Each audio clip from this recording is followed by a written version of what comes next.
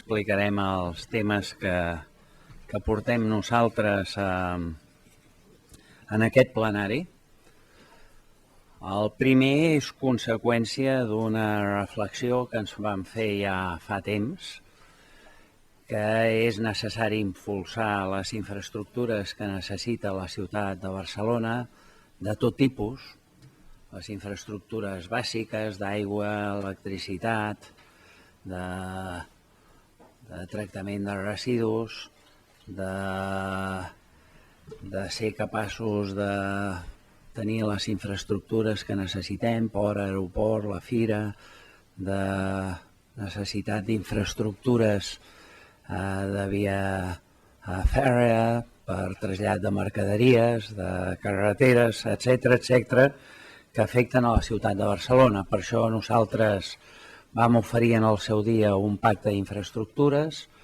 el vam acabar aprovant, vam fer una comissió que va estar estudiant durant més de 6 mesos el tema d'infraestructures, posant sobre la taula la posició de cadascun dels grups, i nosaltres el que presentem avui, després d'haver arribat a aquest acord aquell dia,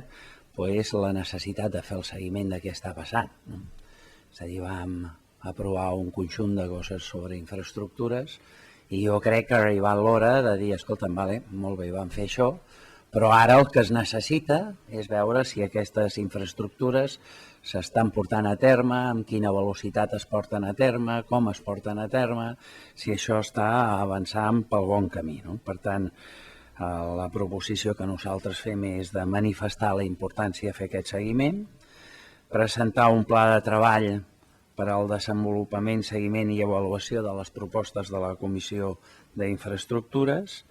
i que, a més, aquest pla de seguiment s'elabori per cadascun dels temes i, per tant, que puguem tenir una transparència amb el seguiment que es fa de tot el tema d'infraestructures. Creiem que aquest és un aspecte bàsic, és especialment bàsic en un moment de dificultat econòmica i en el que nosaltres creiem que s'ha de fer aquest esforç inversor i, per tant, és important que es pugui fer aquest seguiment. El segon fa referència a una infraestructura important que és l'estació de la Sagrera. Vostès saben que aquests dies es parla molt de l'estació de la Sagrera, el senyor Nadal parla de l'estació de la Sagrera, de com s'aplicarà tot això de l'estació de la Sagrera, si invertirà l'Estat, com es farà. El que sí que es veu molt clar és que l'acord que es va fer en el seu dia ha quedat obsolet, era un acord basat a crear un consorci que el que jugava era sobre les plusvàlues que generaven en aquesta zona de la Sagrera a mesura que es tapaven les vies, i nosaltres creiem que això ha entrat en una situació crítica, que s'ha d'exigir que l'Estat hi posi més diners, però a més jo crec que l'Ajuntament ha de prendre una posició activa en aquest sentit. Des del primer dia, no des d'ara, sinó que fa més de 5 anys que estic dient el mateix, que jo dic, escolti'm, l'Ajuntament de Barcelona hauria de canviar l'estratègia respecte a aquest punt. I canviar l'estratègia vol dir que els terrenys que nosaltres aportàvem, que més o menys estaven valorats amb uns 180 milions d'euros, en lloc d'aportar-los en aquest consorci, aportem aquests diners i nosaltres siguem capaços sobre aquests terrenys a edificar i que això no passi a ser una operació més de plusvàlues, d'especulació, que jo crec que no té cap sentit. Per tant,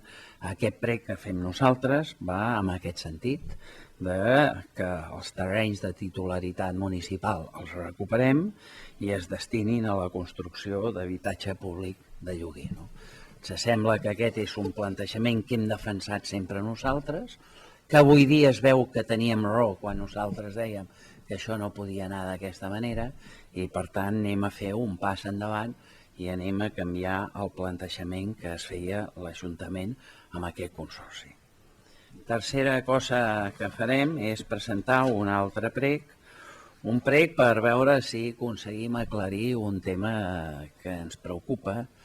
i que demostra el malament que funciona aquest Ajuntament quan es prenen segons quines decisions. És per demanar explicacions sobre la contracte d'assistència domiciliària. Aquest contracte d'assistència domiciliària, l'anterior contracte es va fer el 2006, s'ha fet una pròrroga de 16 mesos perquè no hi ha hagut manera de tirar-ho endavant abans i aquest contracte, aquesta pròrroga acaba el 30 d'abril del 2009. No? La veritat és que hi ha hagut en un concurs que s'ha fet una opacitat total, no hi ha hagut informació pública, hi ha hagut una absoluta discrecionalitat en els criteris d'adjudicació. Jo crec que és una vergonya com s'ha fet l'adjudicació d'aquesta contracte domiciliària fins a l'extrem que no s'ha pogut aprovar. Fins a l'extrem que no s'ha pogut aprovar, l'han retirat de l'ordre del dia, no s'aprovarà en aquest plenari i s'intentarà portar en el plenari següent. Jo dic, escolti'm, jo crec que les coses s'han de fer ben fetes, i no s'han de fer xapusses i no s'ha de fer, utilitzar uns criteris d'adjudicació que no s'entenen perquè les valoracions tècniques donen unes coses i després s'aplica una valoració subjectiva que fa que el concurs s'adjudica a qui li dona la gana a l'Ajuntament d'una manera que no la puc entendre, no? I per tant nosaltres demanem i deixem clar que aquest concurs s'hauria de tirar enrere, tornar-lo a començar, fer les coses ben fetes i ser capaços de fer una adjudicació ben feta. Això és evident que exigeix prorrogar el contracte un temps més mentre es fan les coses ben fetes, perquè si no això acabarà malament. És a dir, si no això acabarà malament. És a dir, no sé si aconseguiran aprovar aquesta situació, però realment crec que la manca de transparència i les adjudicacions, s'ha dit, haurien d'acabar ja d'una vegada i s'han d'utilitzar criteris tècnics, d'experiència, de veure com funcionen les coses i siguin capaços de que les coses funcionin bé.